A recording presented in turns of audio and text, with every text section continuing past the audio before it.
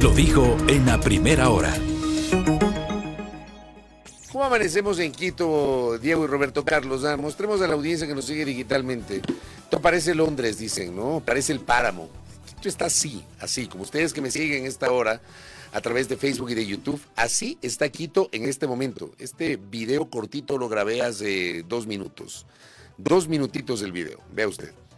Totalmente encapotado el cielo, completamente nublado, el cielo en la capital de los ecuatorianos. Por favor, tome los recaudos del caso, maneje con precaución, salga temprano, tenga la bondad, cuídese, por favor, los queremos a todos en sus sitios de destino. Tomen en cuenta que la Simón Bolívar es una vía que se ha tornado muy peligrosa justamente por la velocidad. Gracias, don Robert. Ahí tienen ustedes este émulo de Londres. Así amanece la capital. Saludos cordiales a Silvia Estrella Revelo, que está en sintonía. ¿Cómo le va, doctora? Igualmente a Lenin Rojas, que nos envía un saludo como cada mañana. Pati Cárdenas, que igualmente ya está conectada con nosotros a esta hora de la mañana. Bueno, empecemos con el comentario sin rodeos. Y hoy sin rodeos vamos a generar nuestra opinión argumentada, rigurosa, pero frontal, ¿no? Don Nahuel también está que se muere de frío. Frío como tu corazón, le dice. Espero que no sea para mí, parece para su novia, no creo, querido Nahuel. No creo que Lenita sea fría como tenga el corazón frío, no lo creo. Frío como tu corazón, bueno. A ver, siempre me han escuchado a mí en este espacio decir que, 1, justicia que tarda no es justicia. 2, la selectividad de la justicia. 3, porque para unas cosas sí se actúa, pero ve así, pero un chasquido de dedos. ¿Ah? Y para otros, vea, es un tortuguismo, se duerme el sueño de los justos, aquí no pasa es nada. Y como aquí somos unos desmemoriados que nos olvidamos, este país todos los días le da uno para comentar. Yo muchas veces vengo acá al noticiero con una idea de mi comentario y sobre la marcha me toca cambiarlo. O a veces, créanme, pues vengo acá y digo, ¿y qué comentaré el día de hoy? Siempre hay algo para comentar, porque esa es la naturaleza de este país.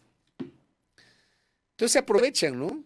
De la dinámica, de las coyunturas que tenemos acá y de nuestra mala memoria. Y está claro que en este país a la gente no se la mide con la misma vara. Que alguien me explique con maicitos. Que alguien me explique. Algunos de mis amigos abogados que suelen escuchar este espacio, que me expliquen con maicitos, porque tal vez el ignorante soy yo. Tal vez el que habla tontería soy yo. Uno, como siempre digo, uno no es dueño de la verdad. Uno expresa la opinión, trato de argumentarla, pero en el camino uno se puede equivocar. Pero que alguien me explique por qué el señor Luque Lecaro no está en el Ecuador. Que alguien me lo explique. Déjenme ver la fecha exacta en que fue localizado en Argentina. La fecha exacta. 8 de febrero. Estamos 21. Estamos 21. Han pasado casi 2 semanas desde que se difundió la noticia. Voy a leer la nota que publicó Primicias el 8 de febrero, hace 13 días, a las 21 horas con 55 minutos. Hernán Luque Lecaro, expresidente del directorio de la empresa coordinadora de empresas públicas ENCO, fue detenido por la Interpol en Buenos Aires, Argentina, el jueves 8 de febrero del 2024. Hoy estamos miércoles 21 de febrero. El jueves 8 de febrero el señor Luque fue detenido. O sea, faltando o en antesala del feriado de carnaval, confirmó la policía. La institución confirmó que el arresto con fines de extradición se ejecutó cuando el exfuncionario transitaba en la calle Gurruchaga, en el barrio de Palermo, en donde tenía su domicilio. El informe policial agregó que Luque era buscado, siempre esto pongo entre comillas, por el presunto delito de organización, asociación o grupo delictivo, cohecho y corrupción, según la alerta que tenía Interpol. Abro paréntesis. Que Luque Lecaro estaba en Argentina, eso se había conocido desde hace más de un año. Pero recién lo encontraron. La detención sucedió con fines de extradición desde el 24 de noviembre del 2023, ojo con este detalle, 24 de noviembre del 2023, pesa un orden de prisión preventiva en contra del exfuncionario por el denominado caso Encuentro, relacionado con una supuesta trama de corrupción en empresas públicas en el gobierno de Guillermo Lasso.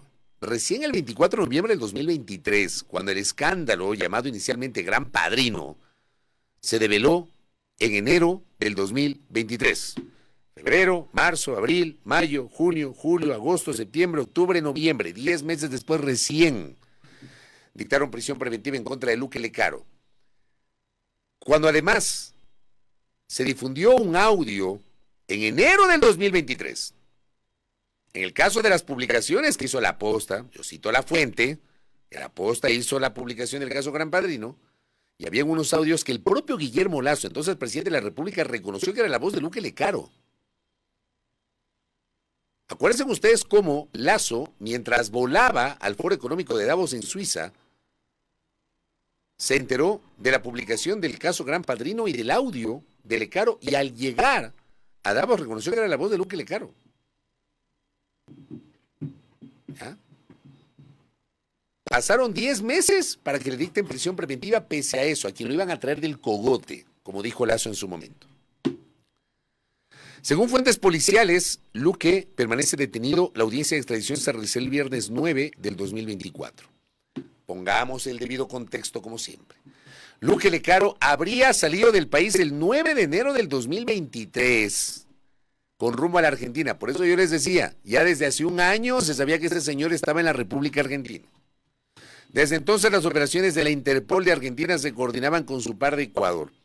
Cuando se conoció de la fuga, el entonces presidente Lasso ordenó a la policía que lo ubique y lo traiga del cogote para que presente ante las autoridades y declare todo lo que debía declarar. En este caso, la Fiscalía investiga una presunta organización criminal conformada por funcionarios públicos y particulares, quienes de forma planificada y coordinada pretendían obtener créditos económicos indebidamente valiéndose de la posición cercana con la política y así interferir en instituciones públicas como CNLP, Banecuador y Servicio Nacional de Aduanas. Nada nuevo bajo el sol. Este país parece condenado a eso, a ese tipo de tramas. ¿Ya? Con sus acciones, el grupo habría dirigido la adjudicación de contratos y el ingreso irregular de personas en empresas del Estado con la finalidad de obtener réditos económicos. Además, gracias a mi querido amigo Néstor Aguilera, porque lo cogieron, aunque no lo traen todavía del cogote, en el barrio de Palermo. Pues el barrio de Palermo es el barrio más caro de Buenos Aires. Entonces aquí pues don Néstor Aguilera tiene la gentileza de enviarme acá. Entiendo que, claro, cuesta $2,977 el metro cuadrado promedio en Palermo. Más que Belgrano, más que Núñez, La Recoleta. Mi doctora María Eugenia Molina, que también conoce Argentina, debe suscribir aquello que me pasa a Néstor. Que vean dónde lo encontraron a este hombre. Este hombre lo encontraron en un barrio exclusivo. Tuvo un año, finalmente lo localizaron y lo capturaron. ¿Ok? Hasta ahí todo bien. Pero mi pregunta es desde mi ignorancia. Y me atrevo a reconocer que puedo ser ignorante en esto, pero hablo desde mi sentido común. Y seguramente traslado ese mismo sentido común que algunos de ustedes deben tener. ¿Por qué al señor no lo traen ya? Entonces alguien me puede decir, bueno, hay un trámite de extradición. Entonces háganme entender con maicitos. ¿Cómo para el caso de Daniel Salcedo sí lo deportaron y lo trajeron inmediatamente al Ecuador? ¿Y por qué para este caso no se hace lo mismo? ¿Por qué traigo a colación esto? ¿Qué pasó con Salcedo? Es que lamentablemente hay que hacer la comparación. Sí, son dos casos similares. Pero el comportamiento es distinto, pues. ¿Ya?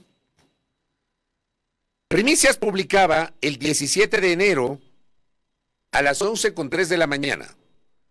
Corte solicita a Panamá la detención y extradición de Daniel Salcedo. Ojo. Un día después de que el presidente de la Corte Nacional de Justicia, Iván Saguicela, el 16 de enero, ¿ya? Hace un mes y pico, confirmó que Daniel Salcedo, uno de los procesados por el caso Metástasis, fue retenido en Panamá. Se solicitó formalmente su detención y extradición. Esa información la presentamos aquí en A Primera Hora. Cuando el doctor Saguicela era presidente de la Corte, informaba justamente que al día siguiente de que se conoció, verás, Salcedo lo cogen en un control migratorio y como no pudo justificar su estatus migratorio, es retenido. ¿Ah? Con la retención, la Corte activa al día siguiente el pedido formal de detención, o sea que la retención se convierte en detención y se inicie el proceso de extradición. Inicialmente se analizaba la figura legal para su retorno al Ecuador, puesto que Salcedo estaba solo retenido en territorio panameño. Para la mañana del 17 de enero, la Corte indicó que se pidió la extradición de Salcedo y además que el ecuatoriano permanezca detenido mientras se tramite ese proceso que ha iniciado en su contra.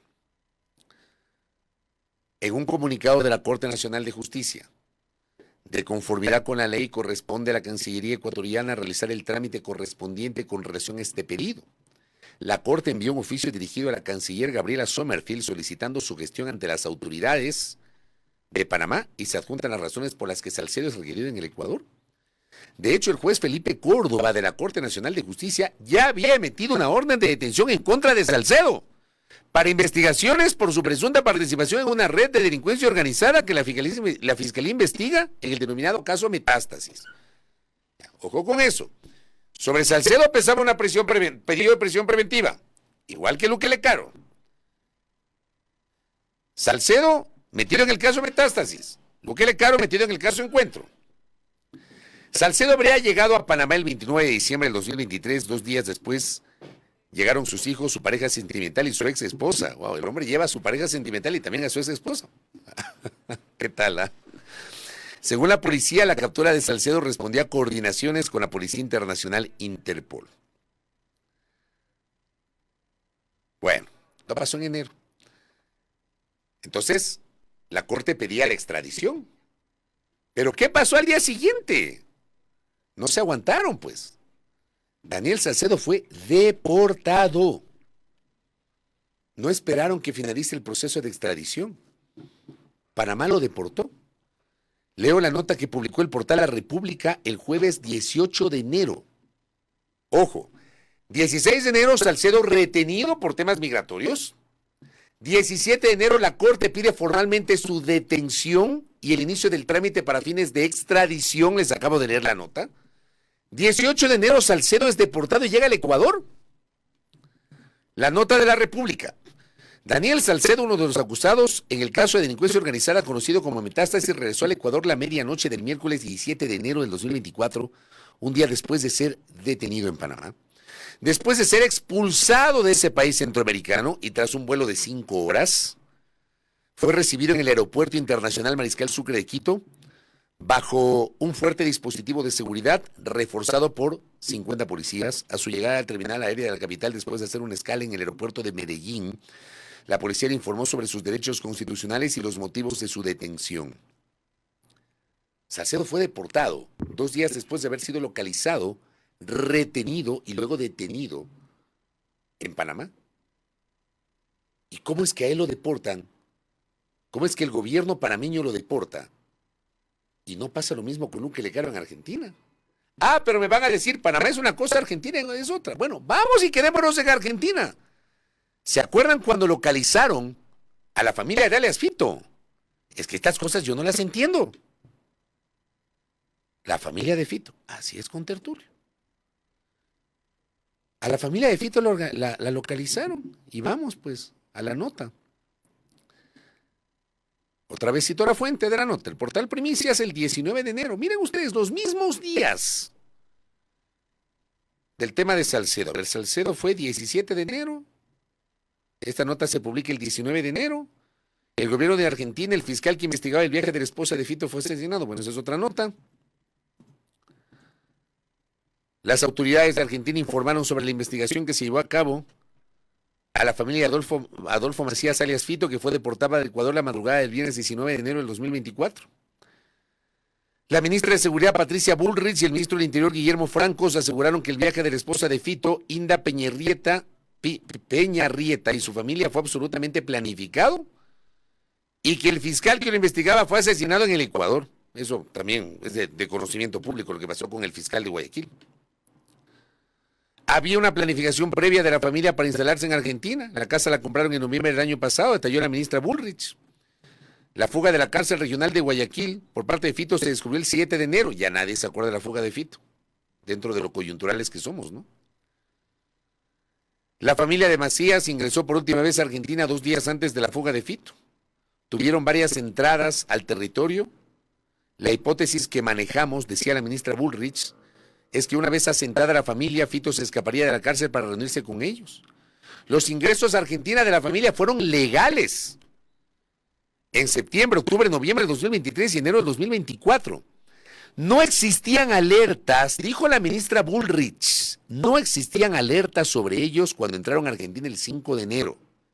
Ojo con ese detalle. Porque el caso de la familia de Fito no es el caso ni de Luque Lecaro, que tenía orden de prisión, ni de Daniel Salcedo, que tenía orden de prisión. El ministro de Seguridad Córdoba, Juan Pablo Quinteros, aseguró que no existen indicios de que la familia de Fito se haya trasladado hasta allá con el fin de desarrollar actividades relacionadas con el narcotráfico. La primera hipótesis es que vinieron a refugiarse. Tras recibir la alerta de la presencia de la familia de Fito en Argentina, las autoridades suspendieron la residencia transitoria y ejecutaron un mega operativo para deportarlos al Ecuador. ¿Qué fue lo que hizo la Argentina? Localizan a la familia de Fito, la retienen, le suspenden la residencia transitoria, que es un estatus migratorio. No se olviden ustedes que las visas, los permisos para residir en otro país, todos esos son privilegios que concede un país, no son derechos de los ciudadanos. El ciudadano tiene derecho a emigrar, la migración es un derecho, pero que el país te conceda una visa o un estatus es un privilegio que te concede ese país. El país no está obligado a conceder una visa o un permiso de residencia, es un privilegio. Entonces Argentina le retira ese privilegio, le sube a la familia de Alan Fito un avión de los argentinos. No es que el gobierno ecuatoriano mandó un avión para traer a la familia de Fito, no es que los subieron en un vuelo de aerolíneas argentinas o de LATAM o qué sé yo, para traerlos acá. Los subieron en un avión de la Fuerza Aérea de Argentina que aterrizó en el aeropuerto en el aeropuerto Simón Bolívar de Guayaquil. ¿Se acuerdan? Entonces aquí se hizo toda una parafernalia, que deportaron a la familia de Fito, que no sé qué. Llegaron a Guayaquil, ¿y qué pasó horas después? ¿Se acuerdan? Bueno, resulta que esta gente no ha tenido orden de prisión. Ni siquiera han tenido un proceso abierto y ni siquiera había la posibilidad de retenerlos con fines de investigación. A las pocas horas los liberaron. Y mis colegas que hacían la cobertura en la salida posterior de la base aérea Simón Bolívar de Guayaquil certificaron a través de las imágenes y de sus reportes el momento que abandonan la terminal aérea en los vehículos de alta gama. Y después de eso no se volvió a saber más del tema. Mi pregunta es, y vuelvo a la génesis de lo que estoy planteando, ¿por qué en el caso de la familia de Fito los argentinos operaron así? Los subieron en un avión, se gastaron el billete del avión de Argentina, volaron, creo que el vuelo directo de Buenos Aires acá creo que son 6 horas, aterrizaron en Guayaquil trayendo a la familia de Fito. ¿Y por qué no hacen lo mismo con Luque Lecaro? Ah, es que es extradición. ¿Y por qué en cambio deportaron a Daniel Salcedo, sobre quien también había un trámite para fines de extradición? ¿Por qué lo deportaron? ¿Usted no les parece, perdónenme, no les parece por lo menos sospechoso lo que estoy diciendo? ¿No les parece que no tiene sentido? Pues estoy haciendo, y me he tomado el tiempo para explicarles, haciendo incluso la comparación. ¿Por qué Luque Lecaro no ha sido deportado o enviado al Ecuador? Utilicen el término que ustedes quieran. Pero si la República Argentina, el gobierno del presidente Milei, la ministra Bullrich han dicho que la República Argentina no es territorio para delincuentes, y este señor está siendo procesado y está siendo requerido por la justicia ecuatoriana, ¿por qué no lo traen? Que alguien me lo explique. ¿Por qué no se operó con la misma agilidad? Porque además, El viceministro de Gobernabilidad, Esteban Torres Cobo, le dijo ayer a Anderson Boscán de la Posta que el señor Luque Lecaro tendría un grupo de abogados muy potentes, porque me imagino que el hombre tiene billete, ¿no? Para pagarse un grupo de abogados muy potentes que trabajan para evitar su extradición. Esa es la triste historia de este país. Y por eso aquí la justicia solamente aplica para los que conviene y para los de poncho. Pero no para esta gente. Póngame lo que dijo Esteban Torres. Están peleando a nivel judicial los abogados de Luque Lecaro para evitar la extradición. El gobierno evidentemente está oponiéndose a esas acciones y yo lo que esperaría es que en los próximos días ya se concrete la extradición física de la persona al Ecuador, pero hay que reconocer que ahí tiene un grupo de abogados muy potentes. Sería interesante saber quién está financiando esa defensa para evitar venir al Ecuador, porque evidentemente su testimonio y lo que él sabe va a ser fundamental para llegar a la verdad, justamente lo que dijimos al principio, la corrupción que se da en las joyas de la corona, que son las empresas públicas del Ecuador. ¿El gobierno está en capacidad de precautelar la vida de Luque Lecaro? Tiene que hacerlo y lo va a hacer, sin duda alguna, a proteger su vida, porque sería el colmo que llegue acá y no se pueda proteger la vida de alguien que su testimonio es fundamental. Algunas cosas en esta reflexión del viceministro de Gobernabilidad, Esteban Torres Cobo. ¿Alguien le está financiando a Luque? ¿Quién está financiando a Luque? ¿O será que él es un tipo poderoso, es un tipo que tiene mucha posibilidad económica? Él era un directivo que ocupó un alto cargo en el banco del cual el expresidente Lazo es el principal accionista de este país. ¿Ah? ¿Quién está financiando al señor Luque? Los abogados, un grupo de abogados. Lo dice el viceministro, no es presunción de quienes hablan, lo dice el viceministro. Que hay un grupo de abogados muy poderoso que está tratando de evitar la extradición. ¿Cuánto cuesta un abogado? Y en el exterior. ¿Quién está financiando? Es una pieza clave sin duda, pero otra vez, no nos desviemos. Como este hombre que es una pieza clave para lograr entender un entramado de corrupción sobre el cual la fiscal general del Estado el último domingo, en entrevista con Políticamente Correcto de Carlos Rojas ante la pregunta de Carlos, ella ha dicho, no hay aún evidencias que permitan eventualmente involucrar al expresidente Guillermo Lasso en esto. Me imagino yo que Luque Lecaro es una pieza importantísima de eso. ¿Por qué no lo traen? ¿Por qué sí Salcedo? ¿Por qué no Luque Lecaro? Que alguien me lo explique, porque yo, créanme, yo no lo entiendo. Yo no comprendo. ¿Por qué para unos casos sí y para otros casos no? Así nomás. Don Javier Salgado me dice, es verdad lo del sector de Palermo, pero es obvio que a los delincuentes fugados del país les conviene a Argentina como refugio muy económico. Pues por el tipo de cambio, alrededor de 1,000 pesos por dólar, resulta ser un paraíso donde les pagan muy altos valores por sus divisas mal habidas. Gracias, mi doctor Javier Salgado. Bastante coincidencia, me dice Osvaldo Bravo, que soliciten la extradición de Luque Lecaro cuando el gobierno del presidente Lasso ya concluyó el mandato. Bueno, la orden de prisión de Luque Lecaro fue,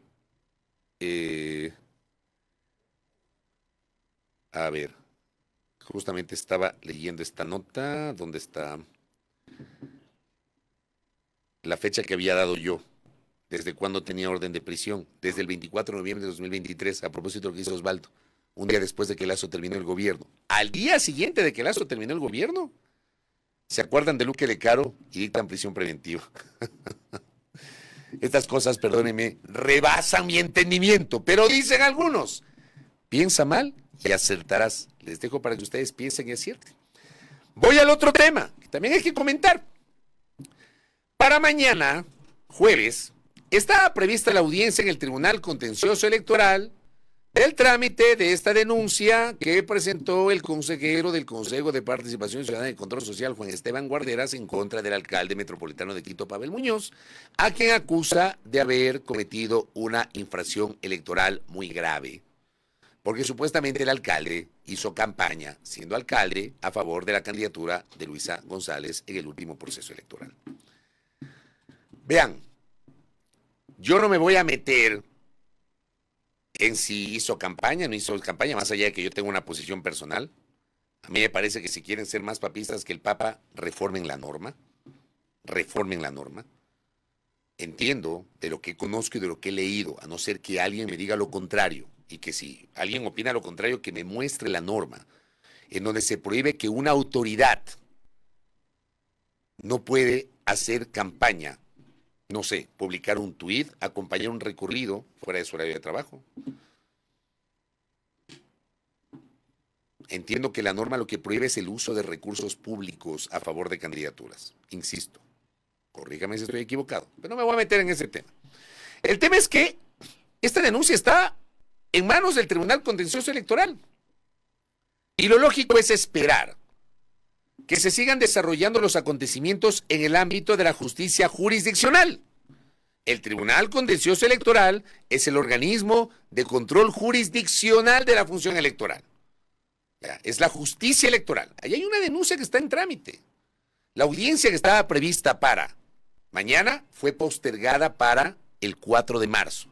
Pero ayer, y esto me parece insólito, el consejero Guarderas convoca una rueda de prensa para pedir la renuncia del alcalde. Escuchemos el primer extracto, tenga la bondad. Vamos a pedir la renuncia del alcalde de Quito, el señor Pavel Muñoz. Repito, vamos a pedir la renuncia del alcalde Pavel Muñoz. Y permítame ser un poco más enfático. Es una pena que tengamos que pedir la renuncia porque el tipo que tenía que haber renunciado hace rato. Y les voy a contar una cosa. Ahorita, el señor alcalde de Quito se encuentra en un cuello de botella. O renuncia o queda como un inmoral para el resto de sus días. O renuncia o el hombre está condenado a tener el humor manchado para el resto de sus días. Y no solo él, la ciudad de Quito. A ver, yo quiero entender esto. Porque si hablamos de un ciudadano, que además hoy es consejero del Consejo de Participación Ciudadana, ojo, el señor Guarderas, el señor Roberto Carlos Velasco, el señor Diego Román, la señora Belkis Sánchez, pueden ir al Tribunal Contencioso y presentar las denuncias que consideren en su condición de ciudadanos, porque les asiste la norma, ¿no? Yo no voy a cuestionar eso. Para eso está la justicia, para eso están las cortes, para eso están los tribunales, para eso están los organismos que tienen que resolver. No me voy a meter en eso. El tema es, si tienes una denuncia que está siendo tramitada, que tú presentaste, ¿cómo es que como que es una represa para pedir que renuncie? Y si no renuncia, queda manchado de por vida. No le entiendo. No le entiendo. ¿Qué más dijo Juan Esteban Guarderas? Póngame la siguiente parte. La condena o no de Pavel Muñoz va a depender ya no de mí, no de mi equipo, sino, no de los denunciantes, sino de la calidad de los jueces y la calidad de la justicia ecuatoriana. Y entonces se consolidaría un régimen no solo de impunidad, sino de mojigatería. Porque si la ley dice que no hay cómo hacer campañas, pero la gente lo hace en sus redes sociales, de manera abierta a los funcionarios, en su rol de funcionarios, pero los borra para buscar la impunidad, entonces vamos a tener aquí un régimen de mojigatería. Yo me acuerdo cuando Guillermo Lasso, siendo presidente, faltando unos 3 meses para las elecciones, 4 meses para las elecciones de febrero del 2023, fue a Manta y en un evento público hizo campaña a favor de la reelección de Agustín Intriago, que paz descanse.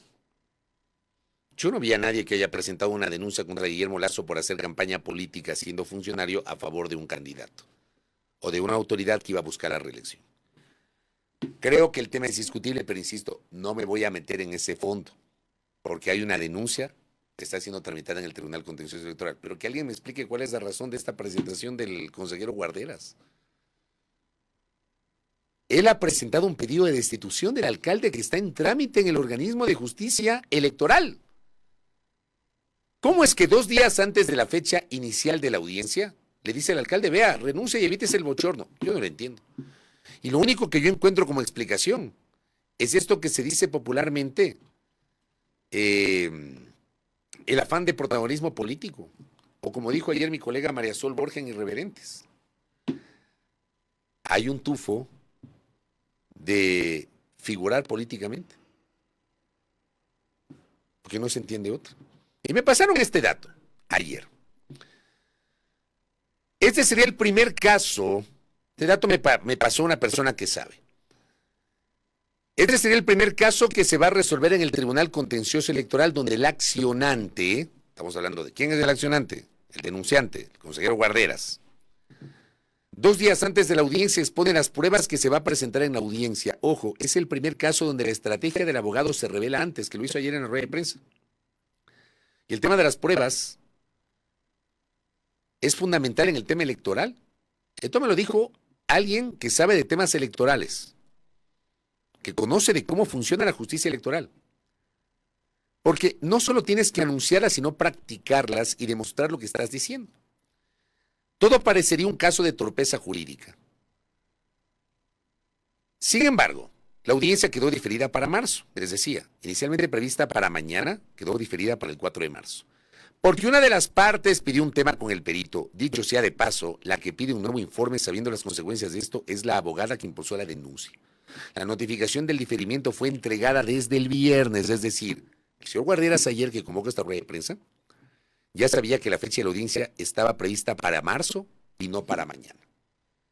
Entonces, ¿cómo se entiende esto? Entonces, aquí hay un tufo de protagonismo político, o de hacer politiquería y desnaturalizar una denuncia sobre la cual yo sí espero que la justicia electoral se pronuncie. A mí me han escuchado en múltiples ocasiones. Yo no soy ni juez, ni fiscal, ni policía, ni perito, ni agente de criminalística. Soy periodista. Yo doy opiniones. ¿Ya? Los periodistas no somos jueces, los medios no son tribunales, yo al menos comulgo con eso.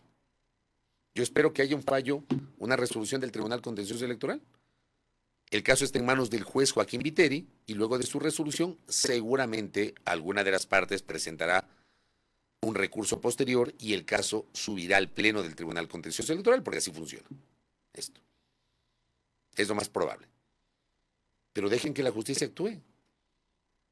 Yo quisiera entender la naturaleza de esta rueda de prensa en donde le pide públicamente al alcalde que renuncie cuando hay un proceso que está en marcha. Realmente no lo entiendo.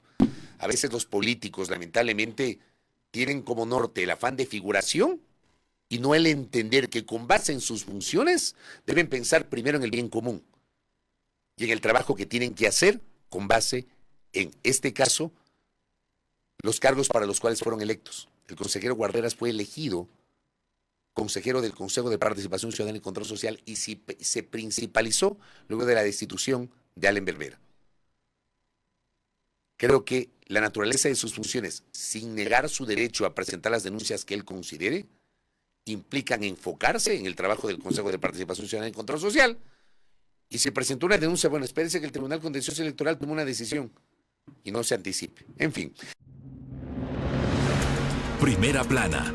Todas las noticias, todas las voces.